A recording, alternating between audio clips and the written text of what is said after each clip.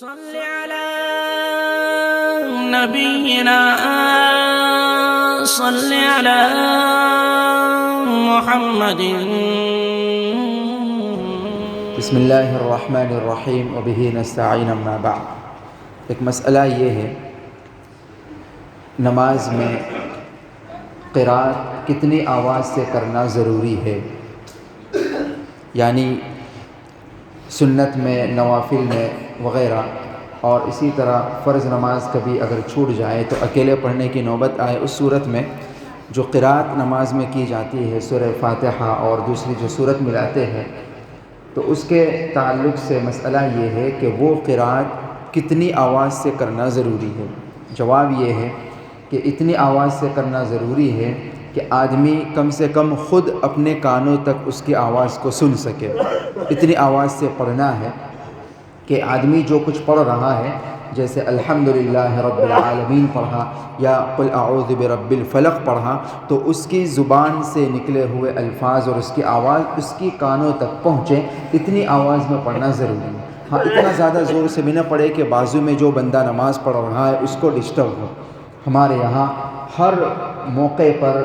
اس کا لحاظ رکھا گیا ہے کہ ہماری کسی بھی حرکت کی وجہ سے، کسی بھی بول کی وجہ سے سامنے والوں کو تکلیف نہ پہنچے۔ تو جو نمازی ہے، مسجد میں بھی اس کا خوب خیال رکھنا چاہیے کہ ہماری آواز اتنی بلند نہ ہو جائے کہ دوسرے نمازیوں کو نماز میں تکلیف پہنچے۔ نماز پڑھ رہے ہیں اس میں بھی اس بات کا لحاظ رکھنا ضروری ہے کہ ہم اتنی زور زور سے پڑھنا نہ شروع کر دیں کہ بازو والوں کو تکلیف ہو۔ اتنی زور سے نہیں، بس اتنی آواز ہو کہ کم از کم ہماری کانوں تک آواز پہنچ جائے، یا کم سے کم۔ یہ علماء کرام نے فتویٰ یہ دیا ہے کہ یہ قول ہے جمہور علماء کرام کا کہ اتنی آواز ہونی چاہیے، اور غالباً امام کرخی، امام ہندوانیہ اور ائمہ کرام کا جو مسلک ہے، فتویٰ ہے، ان کے حساب سے گنجائش والا پہلو یہ بھی لکھا ہے کہ پھر آخری درجہ یہ ہے کہ اگرچہ اس کی زبان سے نکلے ہوئے الفاظ کی آواز کانوں تک نہ جائے، تب بھی کم سے کم اس طرح تو پڑھے کہ اس کی زبان اور ہونٹ حرکت کرے۔ یہ تو ضروری، یہ بالکل آخری درجہ ہے نمازوں میں قرأت کرنے، قرآن شریف پڑھنے کا، یہ بالکل آخری درجہ ہے۔ اس انداز میں پڑھنا چاہیے کہ کم سے کم آپ کی زبان حرکت کرے، آپ کے ہونٹ ہلنے چاہیے۔ اگر اتنا بھی نہیں ہوتا، بہت سارے لوگ ایسے ہوتے ہیں جو بس خاموشی سے منہ بند کر کے کھڑے ہوتے ہیں، وہ پڑھتے ہوتے ہیں، وہ سمجھتے ہیں کہ ہم پڑھ رہے ہیں، اور وہ من میں دل ہی دل میں پڑھ رہے ہوتے ہیں، لیکن اس کو پڑھنا نہیں کہیں گے۔ جو من میں دل ہی دل میں زبان اور ہونٹ ہلائے بغیر منہ بند کر کے جو قرأت کرتے ہیں نماز میں، تو وہ اصل میں قرأت کرتے ہی نہیں ہیں، بلکہ وہ تو قرأت سوچنا ہوا۔ اور نماز میں قرأت کرنا، زبان اور ہونٹ ہلے اس طرح، کم سے کم یہ واجب ہے۔ اگر یہ نہیں ہوا، من میں دل ہی دل میں صرف پڑھ لیا خاموش منہ بند کر کے، تو ان کی نماز ادا نہیں ہوگی، چونکہ نماز میں واجب چھوٹ گیا، اور بعد میں تو کوئی سجدے سہو کا تو کوئی مسئلہ ہی جانتے نہیں ہیں، تو کہ اس کی بنا پر واجب چھوٹ رہا ہے۔ تو اس بنا پر کم سے کم اس کا لحاظ رکھنا چاہیے کہ اتنی آواز سے پڑھے کہ ہم اپنی کانوں تک اس کی آواز کو سنیں، یا آخری درجے میں زبان اور ہونٹ ہلنا چاہیے، ورنہ نماز نہیں ہوگی۔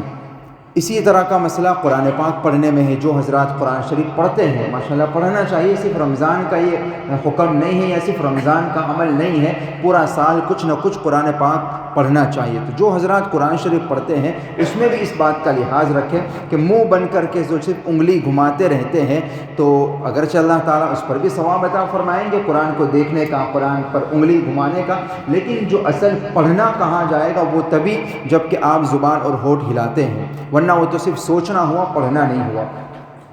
بالکل اسی طرح کا مسئلہ بہت اہم یہ بھی ہے کہ تکبیر تحریمہ، جو نماز کی دوسری تکبیریں ہیں، رکوع سجدے وغیرہ کی تکبیریں، تو خیر وہ تو سنت ہے، لیکن تکبیر تحریمہ یعنی نماز شروع کرتے وقت جو اللہ اکبر کہا جاتا ہے، یہ تکبیر کہنا فرض ہے۔ یہ تکبیر کہنا فرض ہے، مطلب شروع میں اللہ اکبر کہہ کر نماز شروع کرنا فرض ہے۔ اب اس موقع پر بھی عام طور سے کبھی کبھار غفلت ہو جاتی ہے کہ آ کر ڈائریکٹ کھڑے ہو گئے، زبان سے نہیں کہا، وہ سوچ لیا بس۔ اور زیادہ تر یہ غلطی اور یہ غفلت تب ہوتی ہے جب کہ امام صاحب رکوع میں ہوتے ہیں، خطرہ ہوتا ہے کہ نماز چلی جائے گی، بھاگتے ہوئے آئے اور شروع کر دیا۔ تو اس صورت میں چونکہ زبان سے وہ جو تلفظ، یعنی جس کو تلفظ کہتے ہیں، اچار، پروننسیشن، وہ نہیں ہوا نا زبان سے، تو یہاں زبان سے اللہ اکبر کہنا ضروری ہے، وہ نہیں ہوا مطلب ان کی تکبیر تحریمہ نہیں ہوئی، تکبیر تحریمہ نہیں مطلب نماز شروع ہی نہیں ہوئی، تو ختم کیسے ہوئی؟ مطلب نماز ہوئی نہیں۔ تو بہرحال یہ بڑا اہم مسئلہ ہے کہ قرات کتنی آواز سے کرنی چاہیے، تکبیر تحریمہ میں اللہ اکبر کس طرح کہنا چاہیے، خوب اچھی طرح